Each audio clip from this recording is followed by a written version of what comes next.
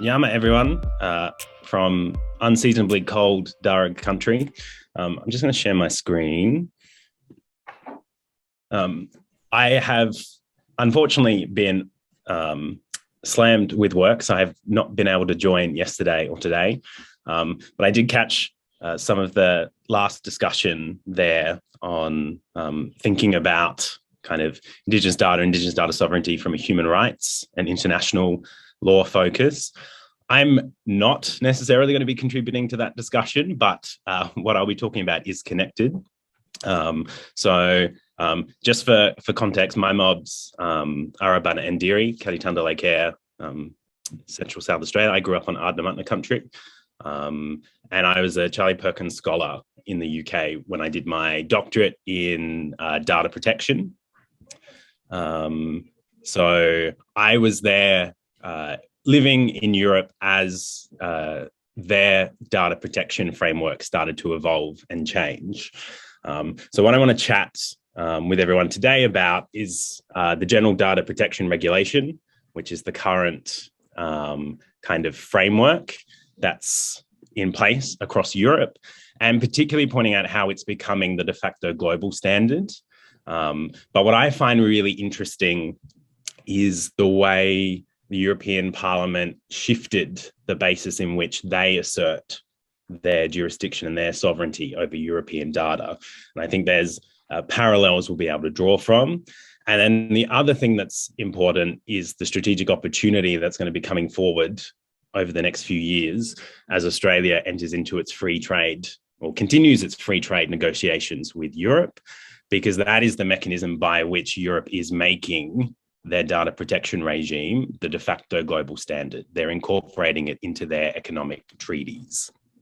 So what that means is that Australia will be compelled to do a fundamental review of data protection and privacy law frameworks to meet that GDPR standard. So it's going to be really important for us potentially to think about how we might contextualize and embed Indigenous data sovereignty within this language that is going to be coming. So just a bit of background. In 1995, EU Directive 9546/EC, otherwise known as the Data Protection Directive, became the first framework that Europe was operating from, and it set out fundamental data protection principles that would apply all across Europe.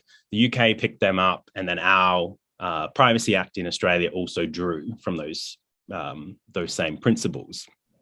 So while the directive was designed to harmonise data protection and privacy laws across Europe, its status as a directive meant basically that each member state across Europe could do it their own way.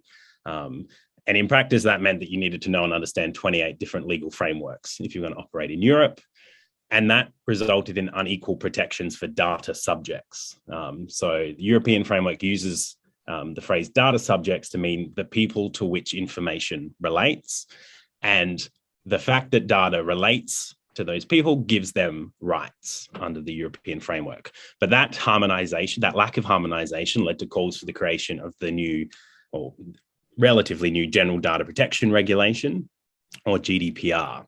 So its status as a regulation meant that it became the basis, the framework across all member states. So it was adopted in May 2016, came into effect in 2018. It's a very complex and very large framework, but what it intended to do was to clarify concepts of consent. So who has capacity to give consent about information collected about them, and the scope of that consent, how they go about withdrawing that consent and exercising control. It enhanced data breach requirements. It introduced concepts such as the right to be forgotten and the right to erasure. So the ability to have data collected about you removed and deleted. It provided a right of access and data portability. It enhanced administrative and judicial remedies for breaches, and created schemes to facilitate international transfers of data. Importantly, it uses the language, as I mentioned before, of data subjects. So that's the person to whom personal data relates, a data processor, and a data controller. Now, Australia doesn't make this distinction yet, but a data processor is any person or entity who's collecting, storing, processing, or otherwise working with data. And a data controller is the custodian of that data. So the person who's determining the why and the how. So in Australia, our framework groups those together, but Europe has separated them out on the understanding that that data controller is going to be interacting with other parties, other entities who will be using that data in various ways. So amongst many of the changes that the GDPR introduced, there were expansions of consent, and as I mentioned, the right to erasure. So consent needs to be active, it needs to be distinguishable, clear, and it can't be bundled with other written agreements. And depending on the type of data, there's layers of consent that are required. So explicit consent and unambiguous consent. This is why for the last few years, you've been getting so many website pop-ups asking about cookies. So that is all linked to GDPR and needing that explicit consent every time you access a new website. So separate consent's required for all separate processing, and the supply of a service can't be contingent on consent if that data collection is not required. And then as part of this, data subjects have the rights, as I mentioned, to demand their personal data be erased when it's no longer necessary, when they withdraw consent for any reason, or for any otherwise, if there's any unlawful processing of that data, amongst other rights. So since its operation, so since 2018, it is fast becoming the global minimum standard for data control and protection. And that's important for us for two reasons. And it presents us with potential tools and opportunities. So I flagged at the start, there's been a shift in thinking about how we understand who has jurisdiction over data, as well as the way it's being embedded into trade agreements. So prior to the GDPR, claims for jurisdiction and the ability to control and regulate and have input into how data is collected and used was centered based on the location of where that data was stored. So it was linked purely geographically. And that is basically the current position in Australia, which is the Australian government can regulate data stored and processed within Australia as long as it's within Australia. Anything else is considered kind of beyond reach.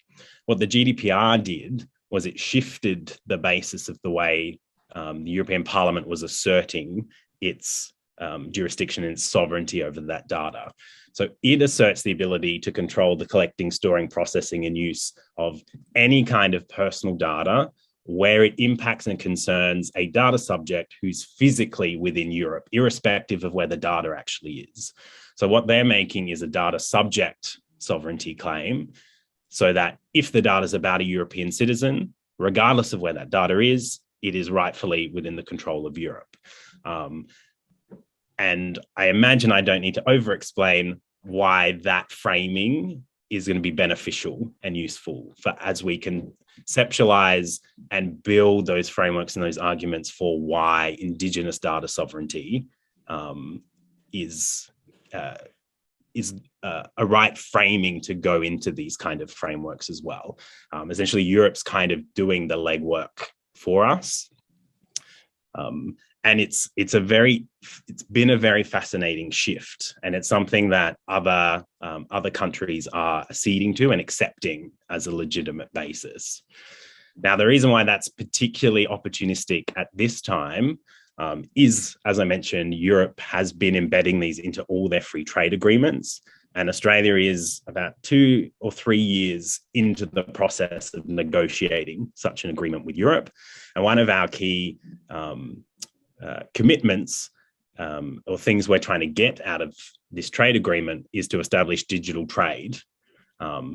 So what that is going to require is us upgrading our data protection framework so that we become GDPR compliant or of a sufficiently similar standard that European regulators will be comfortable with data flows going backwards and forwards. As it currently stands, our Privacy Act is not going to meet the EU's minimum standards and is going to require reform.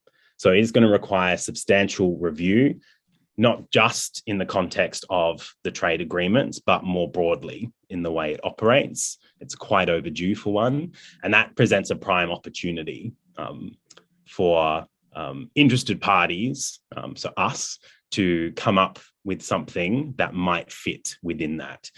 So some of the shortfalls with the Privacy Act are, as I mentioned before, it doesn't distinguish between data controllers and data processors. So it treats them as one and the same. It doesn't sufficiently set out the legal basis for processing data, collecting it, what can be done with it. It's quite generalized in its framing. It does explicitly provide individuals with data subject rights. So things like the right to erasure, the right to object, the right for data portability, the right to control, the right to have input. And it doesn't require data controllers and data processors to maintain records of what they're doing with that data, or to appoint organizational roles such as data protection officers outside of very limited circumstances.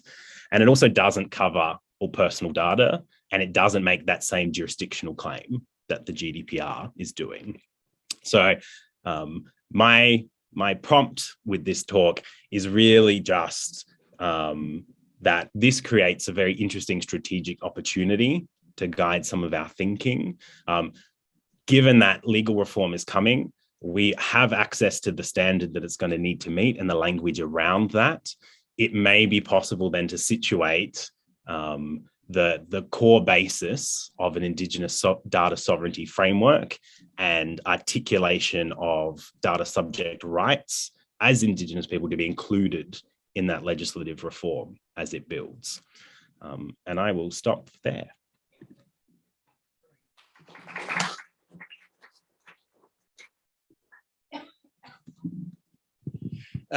Gordon Briscoe speaking. We ran a program, a national trachoma and eye health program, and we used doctors, and there's one of them down here. Look, that bloke with the glasses and the blue. So put your hand up. Go on, yeah, that's right. He was one of the ophthalmologists who was in the National Trachoma and Eye Health Program, and he will tell you how he didn't hear a word of Aboriginal languages, but he then went to treat Aboriginal people out bush, okay, in the communities, or even out bush. And we didn't teach them how to speak languages, but we did teach them how to talk with people who were in the program. They'd fly into the service and fly out, but they would talk to people in the service and get few words how to talk to people, their customers, and then fly out. So we were doing work close to Aboriginal people before the bureaucracy talked about the United Nations. Now that's great. I'm great to hear that, but I think that you can bring people of expertise close to Aboriginal people.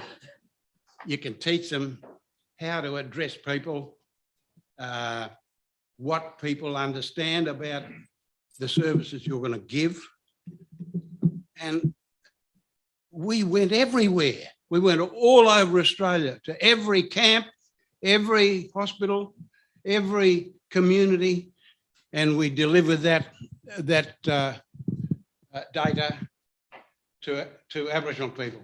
So I think there is a way, if you say, along that roadway, that you can learn how to deal with people who don't, who have an expertise, can give it to Aborigines, and how they can do that. Thank you, Uncle Gordon. Hey there, I'm Jess Hartman and I'm from the National Indigenous Australians Agency, and really enjoying the conversations over the last couple of days.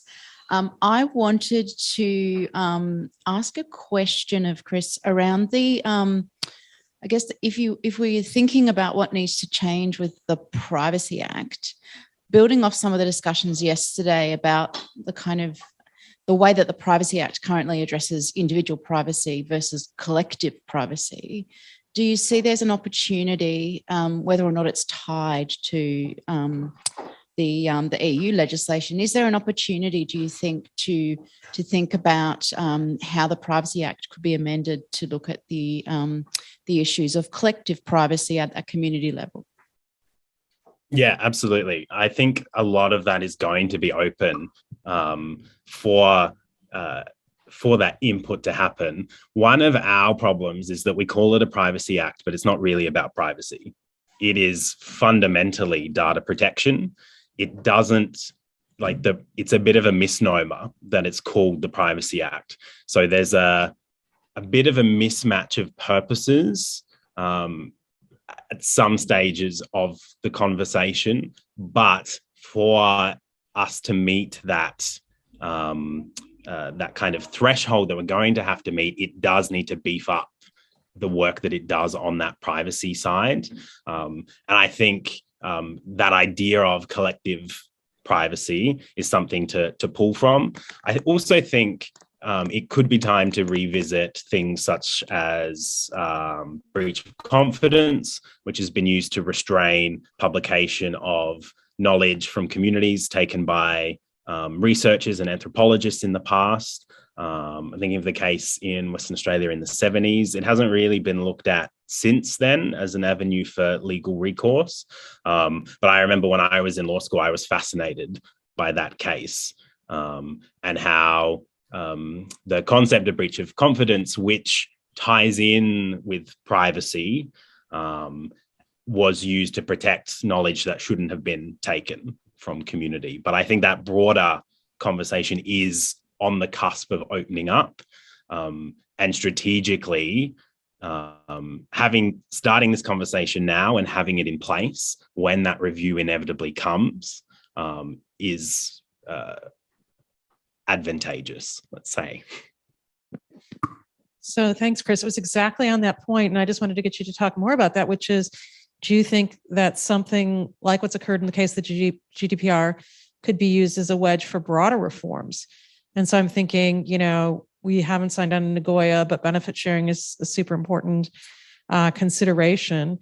Are there other things that Australia could smuggle in, for lack of a better word, into this discussion about data privacy that more broadly could provide not only protections, but promote more explicit discussion of what our expectations are that then could be promoted through international treaties or whatever else, particularly in the Indigenous data space?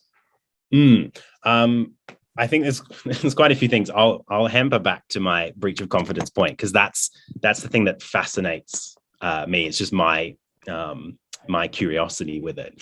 What happened in the UK? So the Data Protection Directive, GDPR, and some other European frameworks came into play, and the UK, like us, didn't have a tort of privacy. So you have no right to privacy in the sense that you have a cause of action that you can pursue. But what the courts in the UK did was take breach of confidence, which traditionally sat to protect like corporate secrets, trade secrets. It was very, pharmaceutical, big company focused. It took that and it converted it to become a quasi right to privacy. And what it did was, if you have information that's capable of being considered private, and this is where potentially this kind of framework might be better in the sense that it might grapple with what we were talking about earlier, that individual right versus the collective right. So a broad category of information capable of being considered personal or private, that was communicated along with an obligation of privacy, that can be protected and restrained quite smoothly, quite simply.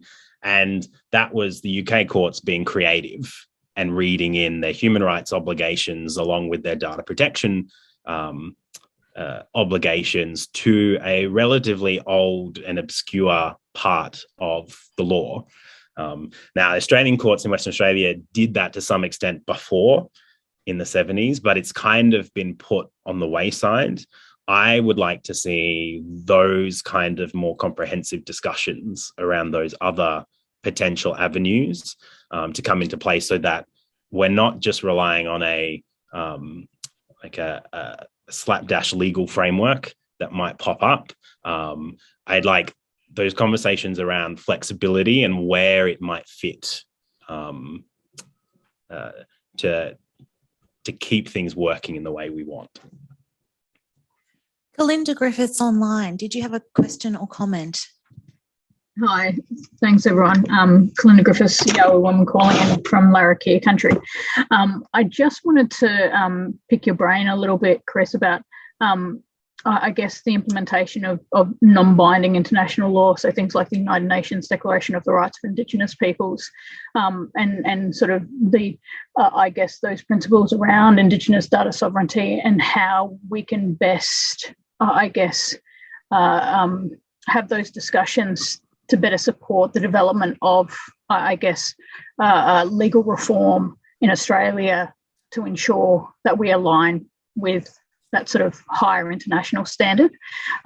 So just wanted to ask whether that has been discussed. No doubt it will have been, but yeah, just kind of wondering if those discussions have been had about how to move that forward.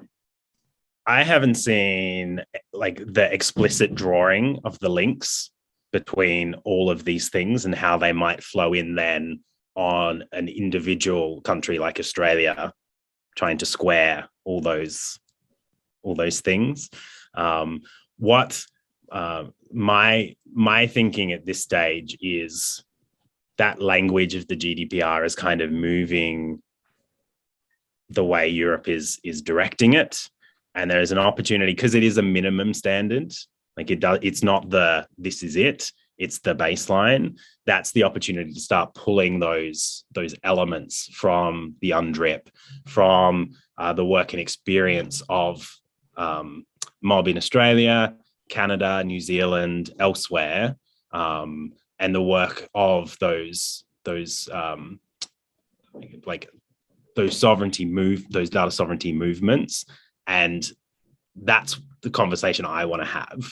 And I don't think that's been had about how that fits within this slow creep of European dominance of data protection, because that's what's happening. It is, on one hand, they have the more sophisticated understanding of privacy and at least theoretically centering human rights, but it is very Eurocentric. And we risk that becoming the discourse if we're not feeding into that now and drawing those connections now. Yeah, great. Thanks for that, Kris. There's this question of sacred. Now, you haven't mentioned a word about that, but as politics has to deal with sacred, and it locks it away. So the world can't see. The Institute of Aboriginal Study, and there may be someone here from the Institute of Aboriginal Studies, but they have to deal with that all the time, but you don't hear anything about teaching people how life goes on between Aborigines who want a service or who want knowledge, or people who want to give them knowledge and oppress them. Juanita Petit from the ABS has put a link and comment online. Juanita, are you happy to comment about that? Hi, I've got lots of background noise, so I can't really speak at the moment, sorry. That's okay. I'm happy to read through it. Juanita's just posted online. The Attorney General's Department conducted a consultation on the Privacy Act review earlier this year, closed in January, and there's a link. Perhaps these ideas being discussed have been captured, and if not, hopefully it's not too late. So I wonder if we can make that link available so everyone can, all participants can have a look, and if there are any gaps or deficiencies within that we could perhaps contribute to. Good morning, everybody. It's Nairi Taylor from Batcho here. I've just got one question for Kris, just extending off the breach of confidence legislation that you mentioned. What happens in the instance of personalised health data? If we think about health data and where it's being stored, where it's being captured, there's multiple organisations controlling health data across the sector in primary care and acute care. And maybe this is a conversation for the techies in the room. So Nick from yesterday, how do we go back? How do we, data's being stored at a rate of knots. There's copious amounts of data being collected. To flip that back and actually try and undo that. And I guess then we have to start talking about the personalised data and what personalised data actually is and what it means. But the technical process behind that becomes an interesting question, and also the legal side of that. Yeah, just on breach of confidence in relation to health data, in Australia, it doesn't apply at the moment. That's it just hasn't been extended in that direction here because our courts haven't had to interpret the breach of confidence in the context of a Bill of Rights or a human rights framework in the way it's developed. So in Australia, it's still very corporate trade secrecy. It was just the case, I think it's Foster and Mountford in the 70s around that community secret information that the anthropologists tried to publish. They were able to get an injunction using breach of confidence to prevent that. In the UK, it does, in theory, extend to your personal health information, but not to health information held by health professionals, because that is its own separate kind of framework for managing that. But your kind of personalized health data, anything that you're collecting or is being collected about you in general would fall within that broader category of kind of personal information that a breach of confidence framework might cover. As for how you flip that switch off, this is where the legal people and the techies will clash, because it will be the law will just shape it like they did with the GDPR. So they gave a 2-year lead-in, drastically increased the obligations on everybody, and they had 2 years to fix it before the fine started being issued.